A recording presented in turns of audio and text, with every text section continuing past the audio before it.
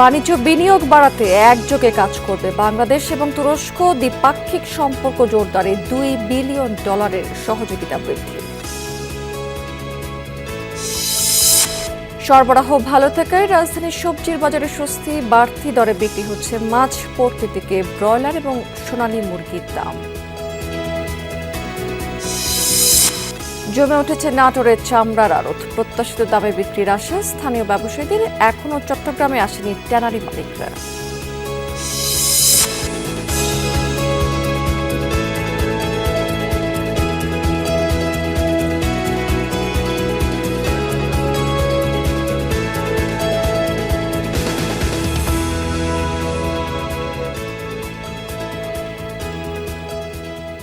আমন্ত্রণ বিজনেস স্টোরিতে। এতক্ষণ শিরোনাম দেখছিলেন, এবার চলে যাচ্ছে পুরো খবর এবং পুরো সময় জুড়ে আপনাদের সাথে থাকবো আমি রাবেয়া স্মৃতি। বাণিজ্য এবং বিনিয়োগ বাড়াতে একযোগে কাজ করবে বাংলাদেশ এবং তুরস্ক। দ্বিপাক্ষিক সম্পর্ক জোরদারে প্রায় $2 বিলিয়ন সহযোগিতা বাড়িয়েছে আঙ্কারা। ঢাকা সফরের দ্বিতীয় দিনে হোটেল ইন্টারকন্টিনেন্টালের পররাষ্ট্রমন্ত্রী খলিলুর রহমানের সঙ্গে বৈঠকের পর এই কথা জানিয়েছেন তুরস্কের পররাষ্ট্রমন্ত্রী হাকান ফিফাত। বৈঠকের পর যৌথ ব্রিফিং করেছেন দুই পররাষ্ট্রমন্ত্রী। পররাষ্ট্রমন্ত্রী ডক্টর খলিলুর রহমান বলেছেন যে মুক্ত বাণিজ্য অর্থনীতির সুযোগ বাড়াতে বৈঠকে আলোচনা হয়েছে। তার আশাবাদ দুদেশের বাণিজ্যিক সম্পর্ক ভবিষ্যতে আরও শক্তিশালী হবে। এ সময় তুরস্ককে ইপিজেডে বিনিয়োগের আহ্বান জানিয়েছে বাংলাদেশ। শিক্ষা এবং প্রযুক্তি খাতেও আঙ্কারার সহযোগিতা চেয়েছে ঢাকা। এই অঞ্চলের শান্তি এবং টেকসই উন্নয়নে কাজ করতে নিজ দেশের আগ্রহের কথা তুলে ধরেছেন তুরস্কের পররাষ্ট্রমন্ত্রী হাকান ফিদান।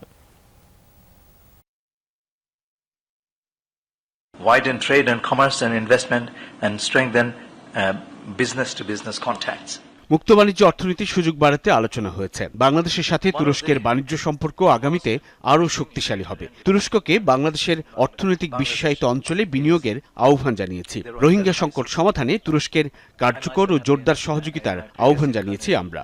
The High Representative for the Rohingya Affairs. Küresel ekonomi, enerji ve güvenliği bakımından Bangladesh তুরস্ক দ্বিপাক্ষিক সম্পর্ক জোরদারে $2 বিলিয়ন সহযোগিতা বাড়িয়েছি আমরা। সাংস্কৃতিক বিনিময় বিষয়ে সমঝোতা স্মারক সই করেছি। এই অঞ্চলে শান্তি ও টেকসই উন্নয়নের সহযোগিতা বাড়াতে কাজ করতে চাই।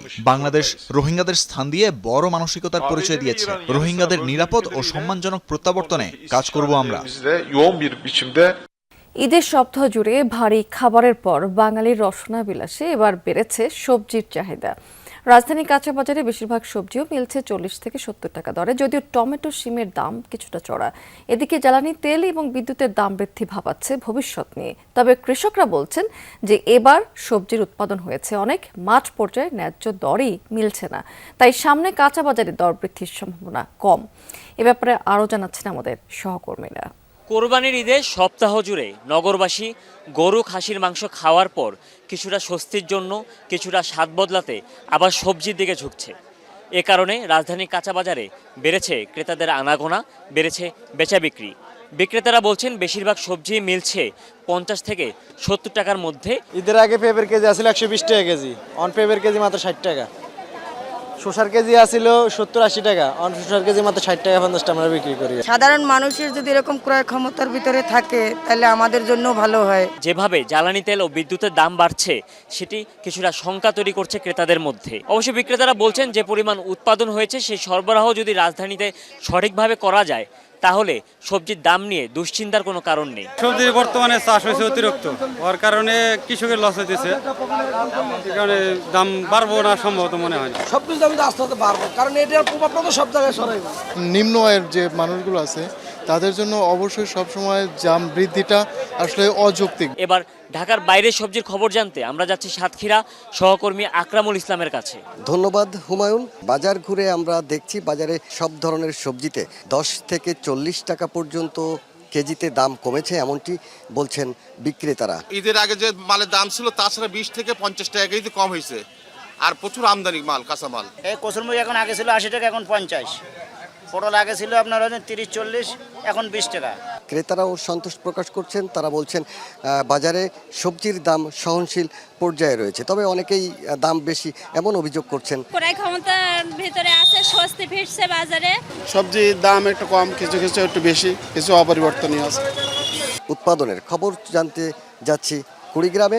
সহকর্মী নাজমুল হোসেনের কাছে। ধন্যবাদ আকরাম। আমি এই মুহূর্তে রয়েছি কুড়িগ্রামের সবচেয়ে বড় সবজি বাজার জিয়া বাজারে।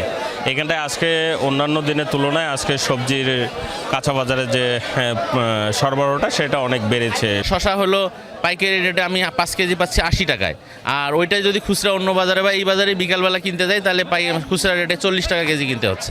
গৃহস্থরা বিক্রি করছে একদম সর্বনিম্ন 10 টাকা থেকে বিভিন্ন সবজি 30 টাকা পর্যন্ত সর্বোচ্চ দাম উঠেছে। এতে করে দেখা যাচ্ছে গৃহস্থদের দাবি যে তাদের উৎপাদন খরচ দেখা যাচ্ছে গড়ে সবজিতে 12 থেকে 15 টাকা হলেও তাদেরকে লোকসান করেই মূলত সবজিটা বিক্রি করা হচ্ছে। কামলা, ক্রিশ্চিয়ান, শাঁসড়ি ইত্যাদি খরচ প্রায় 12, 13, 14 টাকা বছর খরচ, কিন্তু মার্কেটে তো সেই মাল বাজার হবে 10 টাকা। এই ছিল কুড়িগ্রামের সর্বশেষ সবজি বাজার নিয়ে আমার কাছে তথ্য। ছুটির আমেজ কাটেনি রাজধানীর মাছ বাজারে। দোকানিদের দাবি, ঈদ শেষে গ্রাম থেকে এখনো পর্যন্ত ফেরেনি অনেক আড়তদার এবং পাইকাররা। ক্রেতার আনাগোনাও বেশ কম, তবে দাম ঊর্ধ্বমুখী। ব্রয়লার এবং সোনালী জাতের মুরগির দাম কেজি প্রতি কমেছে 20 থেকে 40 টাকা। বাজারে ডিমের ডজন 130 থেকে 135 টাকা, তবে মহল্লার দোকানে বিক্রি হচ্ছে আরও একটু বেশি দামে।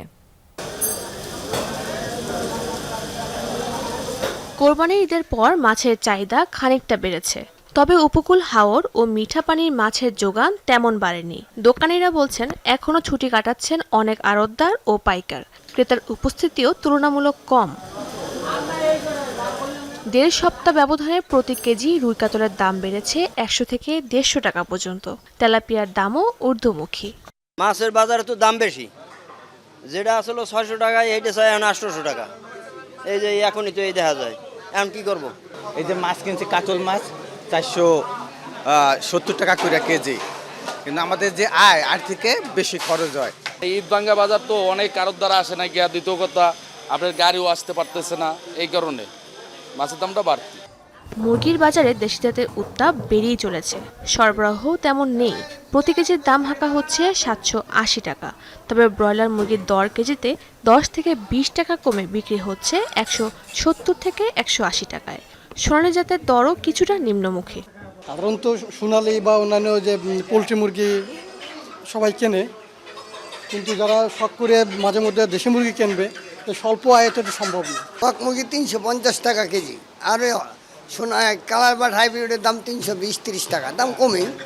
মধ্যবিত্তের আমিষের চাহিদা পূরণের শেষ ভরসা ডিমের বাজার। ঈদের পর ক্রেতা কমেছে। বাজারে লাল ডিমের ডজন মিলছে 130 থেকে 135 টাকায়। হাঁসের ডিমের জন্য গুনতে হচ্ছে 170 থেকে 180 টাকা। 1 মাস আগে আসছিলাম, তখনও ডিমের দাম 130 থেকে 150 টাকাই ছিল। আজকে ওই ছোটগুলো নিচ্ছে যেটা, সেটা 130 টাকা বলছে, আর বড়গুলো যেটা সেটা 150 টাকা ডজন। বাড়ি গেছে কেনা সবাই, বাড়িতে একটু বালাবুড়া খাইবো, একটু গরু মাংস খাই, বিভিন্ন জিনিস খাইবো। হ্যাঁ, বালাবুড়া খাইবো, ডিম একটু কমে খাইছে। আগে ডজন ছিল 140 টাকা, আজকে হইলো 130 টাকা। সাদাটা হইলো আগে ছিল 130 টাকা, 120 টাকা। হাঁসেরটা হইলো আগে ছিল 180 টাকা, 170 টাকা। সব 10 টাকা কমছে ডজনে। দোকানিরা বলছেন আগামী সপ্তাহ থেকে বাজারে ক্রেতার আনাগোনা আরও বাড়বে। শাজদিন অন্তরা, যমুনা নিউজ, ঢাকা। বিদ্যুতের দাম বাড়ানোতে দুশ্চিন্তায় পড়েছেন কৃষকেরা। তারা বলছেন যে ফলন এবং আয় একই থাকলে সরকারের এই সিদ্ধান্তে বাড়বে কৃষির খরচ, এতে অস্থিরতা বাড়বে খাদ্যশস্যের বাজারে। তাই চাষিদের বাঁচাতে সরকারকে উদ্যোগী হওয়ার পরামর্শ দিয়েছেন সচেতন নাগরিকেরা। বিস্তারিত শফিক ছোটনের প্রতিবেদনে ছবি তুলেছেন সেখানে সাব্বির হোসেন। মাঠ থেকে নতুন ফলন তুলেছেন নওগাঁর বরুণকান্দি গ্রামের চাষি আব্দুর রাজ্জাক। ধার দেনা শোধ করতে উঠান থেকেই বেচে দিচ্ছেন ধান, মুখে নেই হাসি। তিনি বলছেন, যেভাবে উৎপাদন খরচ বেড়েছে সে তুলনায় ফসলের দর উঠছে না। নতুন করে বিদ্যুতের দাম বৃদ্ধির খবরে ক্ষুব্ধ চাষিরা। ধানের দাম কম, পানির দাম বেশ দেয়া লাগছে 16 আনা, মানুষের দাম দেওয়া 16 আনাই, আবার কারেন্টের বিল বাড়তি, কি ভাবে এখন করা যাবে? আবার ধান কাটে পিঠে লস, ধানের দাম কম। ডিজেল, সার, কীটনাশক সহ লাগাতার কৃষি উপকরণের দাম বাড়ছে। এমনিতেই নাজেহাল চাষি, তার উপর নতুন করে সেচের দর বৃদ্ধি, দুশ্চিন্তা তৈরি হয়েছে কৃষকের মাঝে। ধানের দাম কম, কারেন্ট বিল বেশি, সার ফসফেটের দাম বেশি। কামলা এরা মজুরি 1000 টাকা দিন, এই বাজে ফুপরতা হয় না। দেওয়া যাবে না অত টাকা বিল, কারেন্টের বিল বাড়লে তো এই পানি যখন হচ্ছে দেয় ওই ডিবের পানি যখন দেয় তখন তো ওরা বেশি টাকা ধরবেই। এই জমি তো আর বাড়তি হচ্ছে না, এই 1 বিঘা জমি বাড়তি হবে কোনো দিন, এরাই থাকবে। কিন্তু এর হলে খরচ বাড়তি হচ্ছে, বিদ্যুতের বিল বাড়তি হচ্ছে, মনে করো খরচা বাড়তি হচ্ছে, ওষুধ, সার, হাল বোয়া, পানির দাম, আমরা ঘাটতির মধ্যে পড়ে যাচ্ছি তো কৃষক। সেচ নলকূপে পিক অফ পিক ও ফ্ল্যাট রেট প্রতি ইউনিটে বাড়ানো হয়েছে 6.42 টাকা থেকে 7.38 টাকা, 5.77 টাকা থেকে 6.64 টাকা এবং 8.06 থেকে 9.23 টাকা। এতে উৎপাদন ব্যয় ও মূল্যস্ফীতির নতুন চাপ তৈরি হবে শঙ্কা বিশ্লেষকদের। এই মুহূর্তে বিদ্যুতের মূল্যবৃদ্ধি করাটা তো একেবারেই সাধারণ মানুষের জন্য যেমন বিপর্যয় সৃষ্টি করবে, কৃষি খাতে মহা বিপর্যয় সৃষ্টি করবে। 80% প্রান্তিক চাষিরা এই আবাদটা করে থাকে, তারা কিন্তু এই যে মূল্যবৃদ্ধি, এই মূল্যবৃদ্ধির যাতা করলে কৃষকেরা এবং কৃষি পিষ্ট হবে। উত্তরের জেলাগুলোতে সেচ নলকূপের 70% বিদ্যুৎ চালিত। আবাদে পানি দিতে প্রতি ঘন্টায় চাষিকে গুনতে হয় 125 থেকে 145 টাকা। বিদ্যুতের উপর চাপ কমাতে সোলার ব্যবহার শুরু করেছে কর্তৃপক্ষ। সেচ চার্জ না বাড়ানোর আশ্বাস কর্মকর্তার। আমরা বরেন্দ্র কর্তৃপক্ষ মোটামুটি 17,000 গভীর নলকূপ পরিচালনা করে, এখানে কিন্তু হিউজ পরিমাণ বিদ্যুৎ ব্যয় হয়। সেই ক্ষেত্রে আমরা ধীরে ধীরে এই বিদ্যুৎ থেকে সোলারে কনভার্ট হওয়ার চেষ্টা করছি। যখন সোলারে আমরা কনভার্ট হয়ে যাব তখন আলটিমেটলি বিদ্যুতের উপর আর ওরকম চাপ পড়বে না। চাষিরা বলছেন 1 বিঘা জমিতে ফসল উৎপাদন করতে বছরে গড়ে 450 থেকে 500 ইউনিট বিদ্যুৎ প্রয়োজন হয়, অথচ সেচ বাবদ খরচ গুনতে হয় 4.5 থেকে 5,000 টাকা। নতুন করে বিদ্যুতের দাম বাড়ালে এই বোঝা আরও বাড়বে। তাই উৎপাদন খরচ কমাতে বিদ্যুতের নতুন করে দাম না বাড়ানোর পরামর্শ দিয়েছেন সংশ্লিষ্টরা। শফিক ছোটন, যমুনা নিউজ, নওগাঁ। প্রাণী সম্পদ খাতের অন্যতম গুরুত্বপূর্ণ উপকরণ হচ্ছে কাঁচা চামড়া। কোরবানি ঈদের পর দেশের দ্বিতীয় বৃহত্তম চামড়ার আড়ত নাটোরের চক বৈদ্যনাথে জমতে শুরু করেছে ইতিমধ্যে। ব্যবসায়ীরা আশা করছেন যে এবার ট্যানারি মালিকদের কাছে নগদ অর্থে এবং প্রত্যাশিত দামে চামড়া বিক্রি করতে পারবেন তারা। কোরবানি ঈদের পর থেকেই দেশের বিভিন্ন জেলা থেকে ট্রাকসহ ছোট বড় যানবাহনে লবণযুক্ত পশুর চামড়া এসে জমা হচ্ছে নাটোরের চক বৈদ্যনাথ আড়তে। দেশের দ্বিতীয় বৃহত্তম এই চামড়ার বাজারে এখন ব্যস্ত সময় পার করছেন আড়তদার ও ব্যবসায়ীরা। ব্যবসায়ীরা বলছেন সরকারের নির্ধারিত দামেই তারা চামড়া সংগ্রহ করেছেন। অনেক বিক্রেতাও ন্যায্য মূল্যে চামড়া বিক্রি করতে পেরেছেন বলে জানিয়েছেন। তাই এবার বাজার নিয়ে আশাবাদী তারা। দিন যত গড়াবে ততই জমে উঠবে চামড়া কেনাবেচার বাজার। আশা করতেছি সরকারি রেট অনুযায়ী আমরা কেনাবেচা করতে পারবো। বিভিন্ন পার্টি আসবে, আড়তদাররা আছে, বড় বড় আড়তদাররা, আশা করছি ন্যায্য মূল্যে আমার চামড়া কিনবে। চামড়া নিয়ে আসছি নাটোরে, বেশ ভালো দাম পাইছি।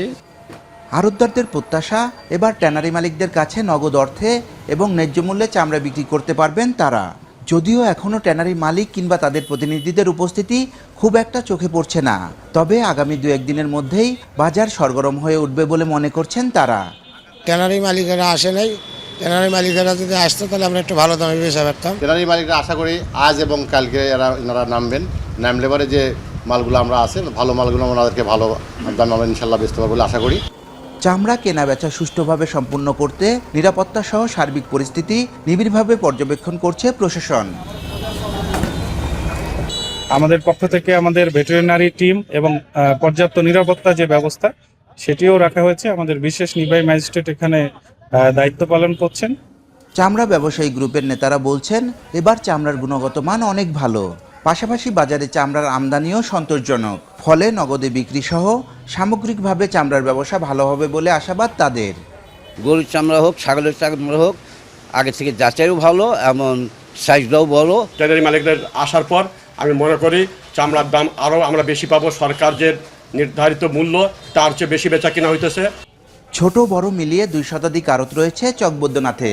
এবার কোরবানি উপলক্ষে 10 থেকে 12 লাখ পশুর চামড়া এখানে আমদানি হবে, এমনটাই প্রত্যাশা ব্যবসায়ীদের।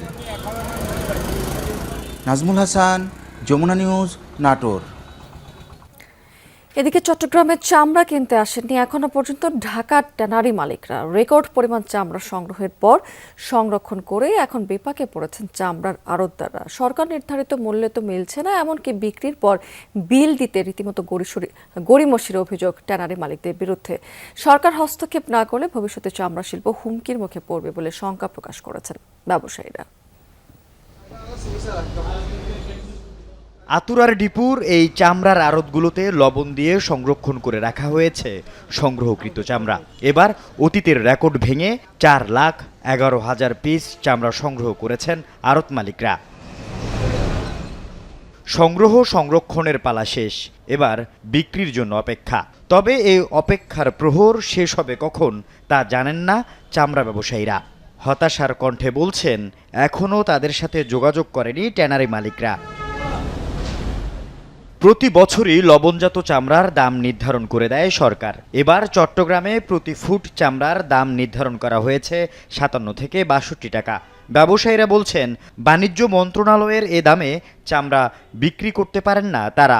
প্রতিবারই 20 থেকে 25 টাকা কমে বিক্রি করায় বাড়ছে লোকসানের সংখ্যা। বাণিজ্য মন্ত্রণালয় দেয়, কার সাথে সমন্বয় করে দেয়? অ্যাকচুয়ালি কি ট্যানারি মালিকরা এটার সাথে একমত কিনা? তাদের তো কোনো রেসপন্স নাই, তারা কোনো রেসপন্সই করে না, মানে আসেই না, এই দামে কিনেই না টোটালি। আমরা গত বছরও চামড়া বিক্রি করছিলাম 20 টাকা ফুটে কম। 20 টাকা মানে এবারে শুধু একটা চামড়া 20 ফুট হয় 700 টাকা কম। ঢাকাতে যদি ট্যানারে আসে আমাদেরকে ন্যায্য দামে সরকারি দামের জন্য নিলে আমরা উপকৃত হব, নাহলে তো আমরা চামড়া নিয়ে বড় লোকসানে ভুগব। কম দামে চামড়া বিক্রি করেও ট্যানারি মালিকদের কাছ থেকে টাকা আদায় করতে পারছেন না আড়তদাররা। ঢাকার ট্যানারি মালিকদের কাছে আটকে আছে চট্টগ্রামের আড়তদারদের 20 থেকে 22 কোটি টাকা। 20 থেকে 22 কোটি টাকার মধ্যে আমাদের লেনদেন অনেক বড় অঙ্কের টাকা ট্যানারি মালিকের কাছে বেঁচে রয়েছে। ওই টাকাগুলো যদি সচল থাকতো তাহলে আমি মনে করি যে 1% 2% চামড়াগুলো পুষে গেছে অথবা নষ্ট হয়ে গেছে, মৌসুমি ব্যবসাতে আমার যে একটা বাঘবন্দিত ধন্দতা ওইটাও থাকতো না। ব্যবসায়ীরা বলছেন, ঢাকা নির্ভর চামড়া মার্কেট গড়ে ওঠায় সুযোগ নিচ্ছে ট্যানারি মালিকরা। তারা না কিনলে অবিকৃত থেকে যাবে এসব চামড়া। বাধ্য হয়ে লোকসানে বিক্রি করতে হয় চামড়া। কাঁচা চামড়া রপ্তানির সুযোগ সৃষ্টি করতে সরকারের সহযোগিতা কামনা করেন ব্যবসায়ী নেতারা। এরা জানে যে ওদেরকে দিতে হবে, নাহলে ওটা ফেলে দিতে হবে। ও যদি কাঁচা এবং গুলো যদি রপ্তানি অনুমতি থাকতো তাহলে এতদিনে চামড়া দূরে বেচা কিনে হয়ে যেত। এরই মধ্যে নষ্ট হতে শুরু করেছে সংরক্ষণ করা এসব চামড়া, যা শঙ্কা বাড়াচ্ছে বড় ধরনের লোকসানের। আল আমিন শিকদার, যমুনা নিউজ, চট্টগ্রাম। বন্ধ শিল্প কারখানা চালু করতে কম সুদে 200 কোটি টাকা পর্যন্ত ঋণ দেওয়া হবে। এ বিষয়ে বৃহস্পতিবার প্রজ্ঞাপন জারি করা হয়েছে। বলা হচ্ছে এখানে যে বন্ধ এবং আংশিক সচল কারখানা পুরোপুরি চালু করতে মূলধন নেয়া কোম্পানিতে প্রতিনিধি বসাতে পারবে ব্যাংকগুলো। অর্থনীতিতে গতি ফেরাতে গত 23 মে বন্ধ কলকারখানা চালু সহ বিভিন্ন খাতের জন্য 60,000 কোটি টাকার তহবিল ঘোষণা করেছেন বাংলাদেশ ব্যাংকে। এই তহবিল থেকে অর্থ নিয়ে ব্যাংকগুলো গ্রাহক পর্যায়ে মাত্র 7% সুদে ঋণ দেবে। এই বর্তমানে ব্যাংকগুলো 12 থেকে 14% সুদে ঋণ দিচ্ছে। কম সুদের এই তহবিলের ফলে সামগ্রিকভাবে বাজারে সুদহার কমাতে সহায়ক ভূমিকা রাখবে বলে জানিয়েছেন সংশ্লিষ্টরা। বাংলাদেশ ব্যাংক বলছে যে কোনো দক্ষ প্রতিষ্ঠান বন্ধ থাকা প্রতিষ্ঠানকে সচল করার উদ্দেশ্যে অধিগ্রহণ করলে সহায়তা পাওয়ার ক্ষেত্রে অগ্রাধিকার পাবে। অর্থ পাচারে অভিযুক্ত কোনো প্রতিষ্ঠান এই সুবিধা পাবে না। দর্শক, এই ছিল বিজনেস টুডে এখনকার আয়োজনে। এতক্ষণ সঙ্গে থাকার জন্য ধন্যবাদ আপনাদের সবাইকে।